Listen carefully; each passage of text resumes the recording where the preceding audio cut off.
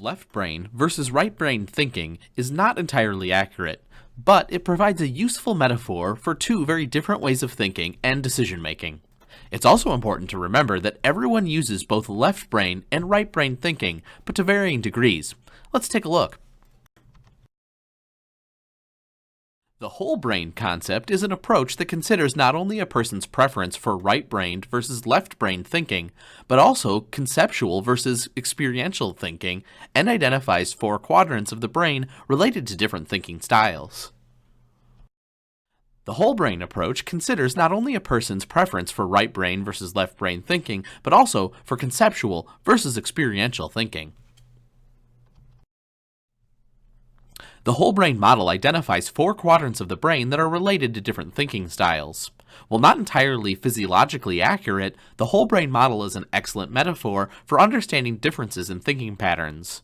Some people strongly lean towards using one quadrant in most situations, whereas others rely on 2, 3, or even all 4 styles of thinking. So the whole brain model provides a useful overview of an individual's mental preferences, which in turn affects patterns of communication, behavior, and leadership. Quadrant A is associated with logical thinking, analysis of facts, and processing numbers.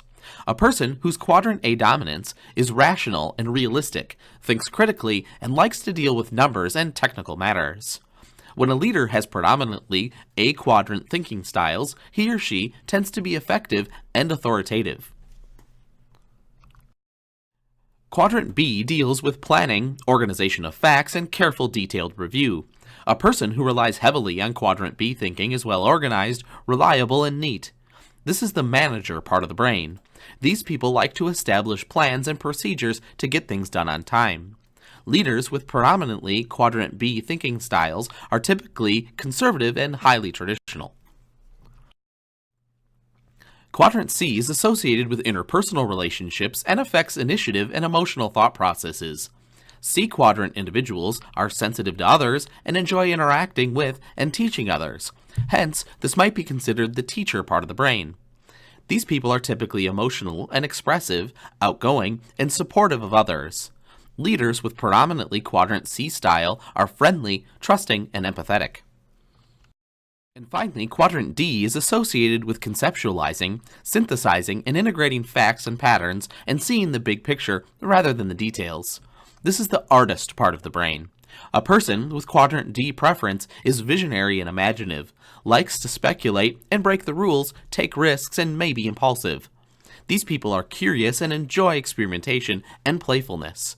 The Quadrant D leader is holistic, imaginative, and entrepreneurial. People can learn to use their whole brain rather than relying on 1 or 2 quadrants. Research indicates that very few, if any, individuals can be wholly balanced among the 4 quadrants, but people can be aware of their preferences and engage in activities and experiences that help them develop their other quadrants. Leaders who reach the top of organizations have well-balanced brains according to research.